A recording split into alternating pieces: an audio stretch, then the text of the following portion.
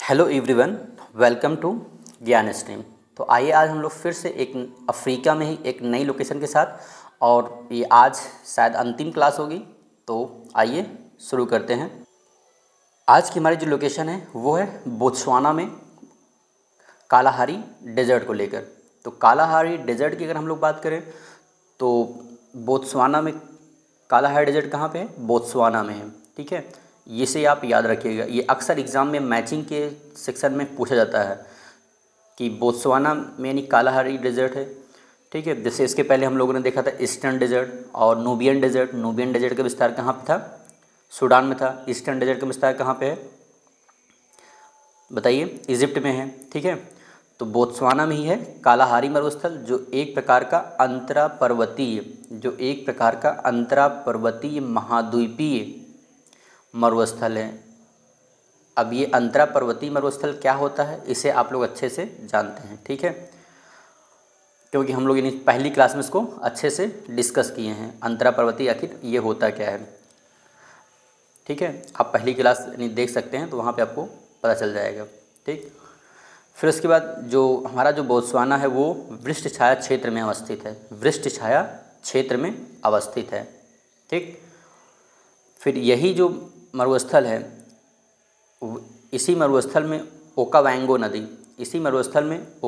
नदी के द्वारा निर्मित अंतःस्थलीय डेल्टा को ओकावांगो स्वैम्प भी बोलते हैं। ओकावांगो स्वैम्प भी बोलते हैं।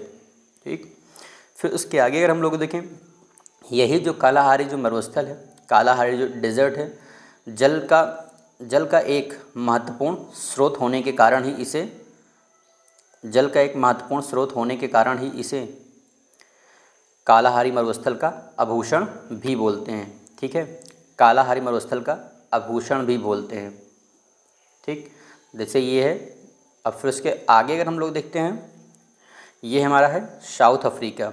ठीक है, ये हमारा साउथ अफ्रीका है। साउथ अफ्रीका में जैसे हम लोग पहले चर्चा कर चुके थे कि ये कंट्री है जो लिसेथो है। जो क्या है? लिसेथो, जो एक प्रकार का इनक्लेव का उदाहरण भी है। इनक्लेव हम उसे बोलते हैं जो कंट्री विद इन कंट्री, जो कोई भी देश जो किसी देश के अंदर हो उसे हम लोग क्या बोलते हैं? एक प्रकार का इनक्लेव बोलते हैं। ठीक, फिर उसके आगे अगर हम लोग देखें तो हमारा आता है लिम्पोपो नदी। जो लिम्पोपो नदी है, लिम्पोपो नदी जो है इसका ये इम्पॉर्टेंट इसलिए है कि मकर रेखा को 2 बार काटती है। जैसे इसके पहले हम लोगों ने कांगो नदी देखा था, वो विषुवत रेखा को 2 बार काटती थी। तो वैसे यहाँ पे लिम्पोपो नदी है जो मकर रेखा को 2 बार काटती है। और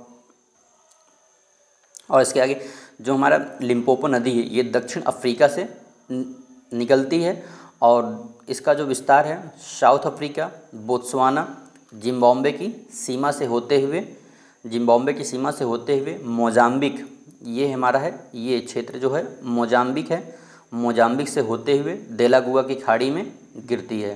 ठीक है, ये हमारा है देलागुआ की खाड़ी, और ये है लिम्पोपो नदी। इसका जो विस्तार है, जो सीमा साझा करता है बोत्सवाना, साउथ अफ्रीका और जिम्बाब्वे में, ये सीमा से होते हुए मोजाम्बिक से होते हुए फिर यहाँ पे देलागुआ की खाड़ी में निकास होता है। ठीक है, इसे याद रखिएगा कि जो लिम्पोपो नदी है मकर रेखा को 2 बार काटती है। और हम लोग अफ्रीका में ही देखे थे जो हमारा कांगो रिवर था, वो भी विषुवत रेखा को 2 बार काटता है। ठीक है, तो ये दोनों को मतलब अच्छे से याद रखिएगा। फिर उसके आगे अगर हम लोग देखें, उसके आगे है हमारा इथोपिया हाईलैंड। तो जो इथोपिया है, इथोपिया हाईलैंड है, जो निकलने वाली जो नदी है जुब्बा और सिबली। इथोपिया हाईलैंड है। तो वहाँ से जो जुब्बा और सिबली जो नदी है वो सोमालिया में प्रवेश करती है, जहाँ सिबली जो नदी है वो जुब्बा से मिल जाती है। जुब्बा जो नदी है सोमालिया में, जो सिबली नदी है सोमालिया में जुब्बा से मिल जाती है। ये देखिए, ये है ऊपर वाली सिबली नदी। यहाँ पे जब सोमालिया में आती है तो सोमालिया से टर्न करके जुब्बा में मिलती है, यहाँ मिल जाती है। मिलने के बाद जुब्बा का निकास उत्तरी हिंद महासागर में होता है। ठीक है, उत्तरी हिंद महासागर में होता है। ठीक, इसके आगे अगर हम लोग देखें इसके आगे का जो हमारा आता है वो है जाम्बेजी नदी। जाम्बेजी नदी जो है, ये सब आप देख चुके हैं एक बार। जाम्बेजी नदी जो है कटंगा पठार से निकलती है और जिम्बाब्वे और जाम्बिया की सीमा से होते हुए मोज़ाम्बिक में प्रवेश करती है। ठीक है, और यही इसके आगे जो यही नदी है, जो इस नदी का जो निकास है दक्षिणी हिंद महासागर के मोज़ाम्बिक चैनल में होता है। ठीक है, तो आज के लिए इतना ही। और ये आपकी मतलब अफ्रीका का मैप अब यहाँ से कंप्लीट होता है। अब इसके आगे हम लोग चलेंगे यूरोप महाद्वीप में। ठीक है, तो यूरोप महाद्वीप पे कल से हम लोग शुरू करते हैं। तो आई होप कि अब तक क्लासें आपको बहुत बेहतर लगी होंगी, और उसके अलावा अगर आपको कोई शिकायत होती है तो आप ज़रूर बताएं। तो आज के लिए इतना ही, थैंक यू।